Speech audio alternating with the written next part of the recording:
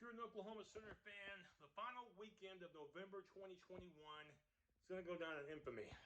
As if having to deal with the Bedlam loss on Saturday night, November 27th to Oklahoma State, as if that wasn't a bitter enough pill to swallow, nothing could really prepare any Oklahoma fan, even the most diehard Sooner faithful, for what would happen less than 24 hours after the loss in Stillwater.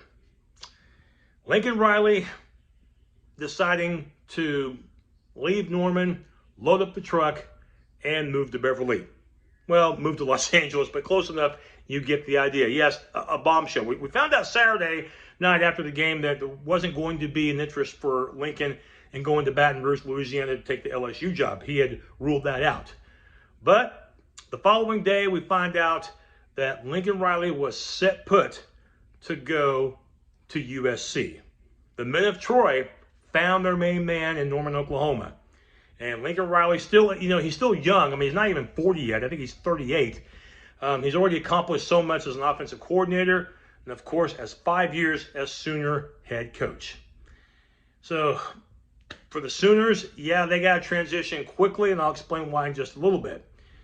Of course, we found out, 5 years ago, and we were shocked about Bob Stoops' retirement, thus Lincoln Riley taking over, and he did one heck of a job. Shocked on this Sunday that Lincoln made a decision, although for different reasons than Bob, but still nevertheless, deciding to go to the Pac-12 and try to win at SC. And Lincoln, here's the thing. He accomplished so much in a short period of time. Are you kidding me? 55 wins, only 10 losses in 5 years as the Sooner skipper. Won the Big 12 every year he was there, well, except for this year.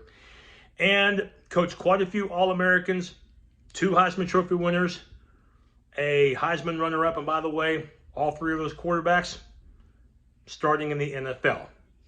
And of course, Lincoln, I think, will be known more positively for being such an offensive genius. An offensive mind, some of the most exciting offenses that Oklahoma has ever had, putting up a lot of points and putting a lot of creativity into the college football game. Lincoln Riley seldom lost, even with the defeat against Oklahoma State last night, just his 10th defeat in 5 years as the Sooner head man, averaging 11 wins per season.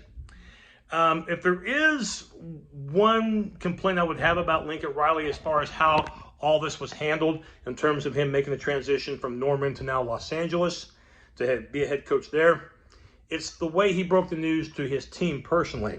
According to Soonerscoop.com, according to Kerry Murdoch, it was a very brief meeting amongst his team, maybe lasted 2 minutes, and pretty much he was out the door. He was gone quickly. Not really a long consultation with his players, and he was out the door just like that, more like sprinted out, and he was ready to go to a different adventure. If that really happened, Bush League, in my opinion, that Lincoln would do that. He has to understand that so many of those players in that room that he was telling them that this is it, I'm going to USC, those were guys that came to Oklahoma largely because of Lincoln Riley, because they were his recruits, they were his main guys, and that doesn't mean you have to stay there the entire time. I mean it's America. You can make your own decisions, you do what you want to do, but at least handle it in a much better way, because now these players are left high and dry, and the exit didn't really seem to be genuine at all. It seemed to be like a rush to get out and leave the premises as soon as possible. So it could have been handled in a better way. But really hard to argue with the 5 years of success that Lincoln had. How will he be compared in terms of history at Oklahoma? In other words, will he be up there with the Berries, the Bobs, the Buds, and the Bennies? In other words, the 4 Bs who had enormous success at Oklahoma? Probably not, because of the fact that Lincoln never coached in a national championship game and was only there for 5 years. Those 5 seasons, I don't know about you, but they seem to go by like clockwork. They went by pretty quick. So he's not going to be compared, obviously, to the likes of Schnellenberger or John Blake or Gary Gibbs or Jim McKenzie or Gomer Jones. I mean, those coaches were not championship pedigree. But again, the short tenure of Lincoln Riley, it's going to be hard for me to imagine years from now that he'll be mentioned in the same breath as the 4 successful coaches whose all their first names begin with B. In terms of, we can analyze why Lincoln left. And you can say, well, money. But I think it deals with a lot more than the American dollar. I think it deals with the fact that he'll probably have a little bit more, control of the program. Maybe recruiting in particular. Maybe he'll have more resources than he had at Oklahoma. Of course, USC, a very rich alumni. But to me, the main reason I think, not the only reason, but the main reason why I think Riley did depart from Norman and went to USC, the Pac-12. Because when you think of the SEC, which the Sooners will be a part of no later than the year 2025, maybe 2023, they and Texas, the SEC is a gauntlet. You're going to get a lot more money than you did in the Big 12, but you're going to be facing the likes, of, time to time, Texas A&M, Alabama, Auburn, Georgia, Florida, Ole Miss and Mississippi State. They could play ball, and Arkansas can as well. And Tennessee, they had a pretty nice season. The SEC will be a 16-team war once the Sooners and Longhorns become a part of it, and that's coming up pretty soon. The Pac-12, name me the dominant programs in that conference. The bottom line is that the Pac-12 really doesn't have a dominant team. They're a Power 5 conference, but, Oregon, looked like they were going to be a playoff contender, and they faded. Utah's a nice team, but you never know what you're going to get from them from time to time. UCLA is not the UCLA of old. Colorado sucks. Washington, they absolutely blow. Stanford, they're not very good either, although they used to be, and the Arizona schools aren't going to make you shake in your boots. USC, I'm not saying they'll win it next year in Lincoln Riley's debut year, but I'm telling you this, they're going to be a contender. I'm going to tell you this, Lincoln Riley's going to be able to recruit like crazy, and I'll talk about personnel, how it relates to USC and Lincoln at the end of this show.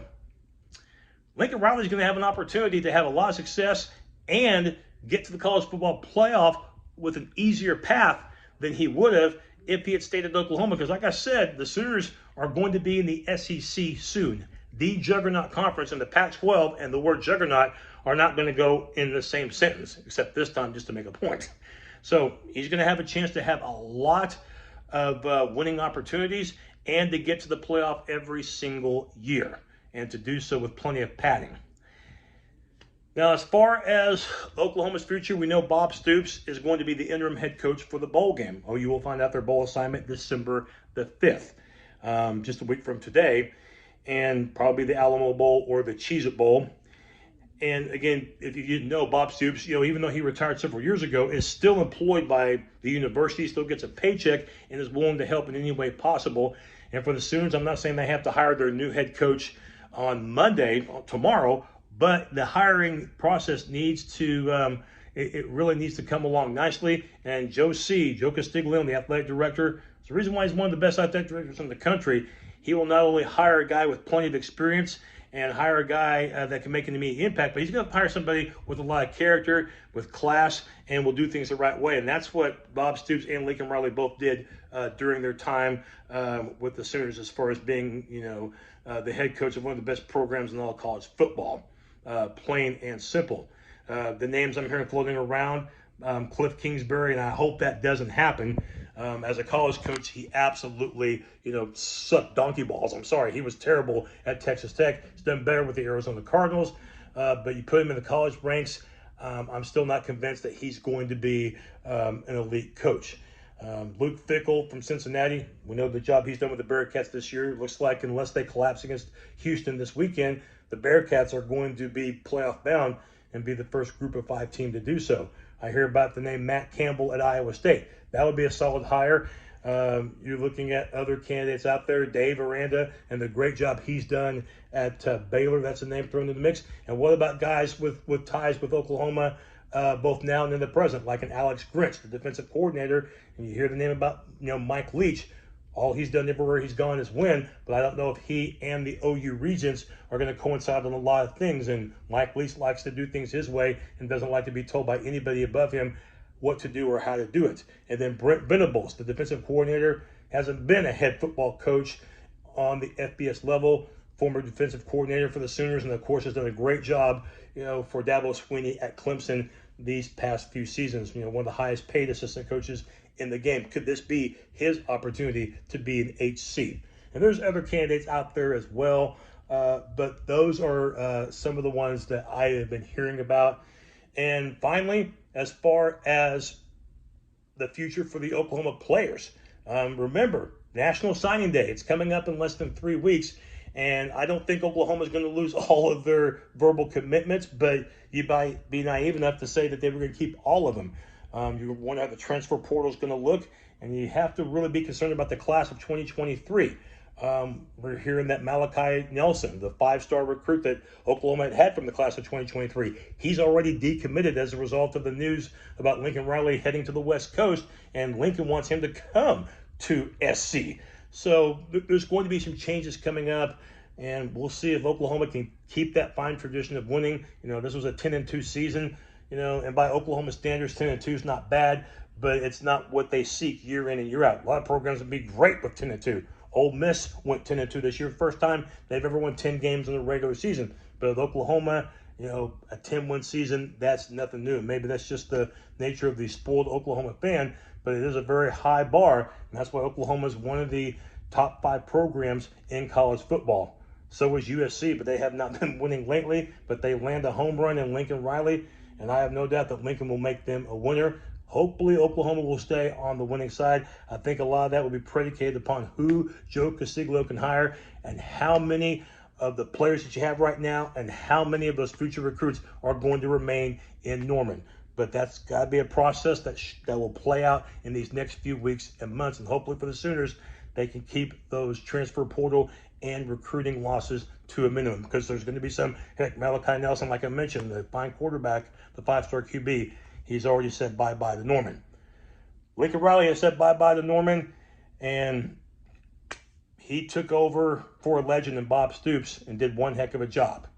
Hopefully whoever takes over for Lincoln Riley in Norman, Oklahoma, can be just as effective. Boomer Sooner.